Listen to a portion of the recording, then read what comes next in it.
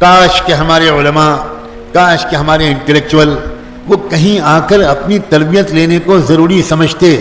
مجھے اتنا دکھ ہوتا ہے کہ اکثر ہمارے پڑھے لکھے حضرات بھی بچکانہ باتیں کرتے ہیں، اس سے معلوم ہوتا ہے کہ ان کا مطالعہ کچھ نہیں ہے، انہوں نے کچھ نہیں پڑھا ہے، انہوں نے تقسیم سے پہلے کے حالات بھی نہیں پڑھے، تقسیم کے بعد کے حالات بھی نہیں پڑھے، انہوں نے دستور ساز اسمبلی، کانسٹیٹیوشن اسمبلی کی ایک تقریر نہیں پڑھی، انہوں نے مولانا حضرت موہانی کو نہیں پڑھا، انہوں نے مولانا اسحاق سنبلی کو نہیں پڑھا، انہوں نے مولانا محفوظ الرحمن سیوہاروی کو نہیں پڑھا، انہوں نے شیخ الاسلام حضرت مدنی کی تحریروں، خطوط، مضامین کو نہیں پڑھا، انہوں نے پنڈت جواہر لال نہرو کی تقریروں کو نہیں پڑھا، انہوں نے مولانا آزاد کی تقریروں کو نہیں پڑھا، کچھ خبر نہیں ہے۔ مجھے سخت شکایت ہے اپنے پڑھے لکھے حضرات سے کہ انہوں نے قسم کھا رکھی ہے کہ مطالعہ نہیں کریں گے، موبائل میں وقت برباد کریں گے۔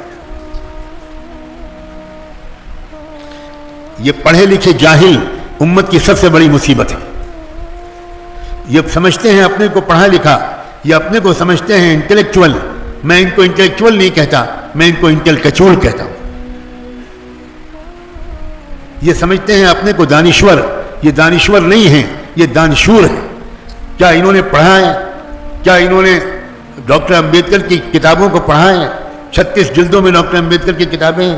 کیا انہوں نے انہیلیشن آف کاسٹ پڑھا ہے؟ کیا گاندھی جی کی تحریروں کو پڑھا ہے؟ کیا مولانا آزاد کی تقریروں اور تحریروں کو پڑھا ہے؟ کچھ نہیں پڑھا۔ جب آپ نے کچھ نہیں پڑھا تو گستاخی معاف، آپ عوام کی رہبری کیسے کر رہے ہیں؟ آپ کیا کسی گٹائی باتوں کو دہرا کر عوام کے سامنے جمعے کے بیانات کر رہے ہیں؟ کوئی رہنمائی، کوئی انسپائریشن، کوئی حوصلہ، کوئی طاقت، کوئی امید کی کرن عوام کے اندر ہماری 50 تقریروں کے بعد وجود بھی کیوں نہیں پیدا ہوتی؟ اس لیے نہیں پیدا ہوتی کہ ہماری ان تقریروں کے پیچھے علم کی سپورٹ نہیں ہے، مطالعے کی طاقت نہیں ہے، معلومات کی قوت نہیں ہے۔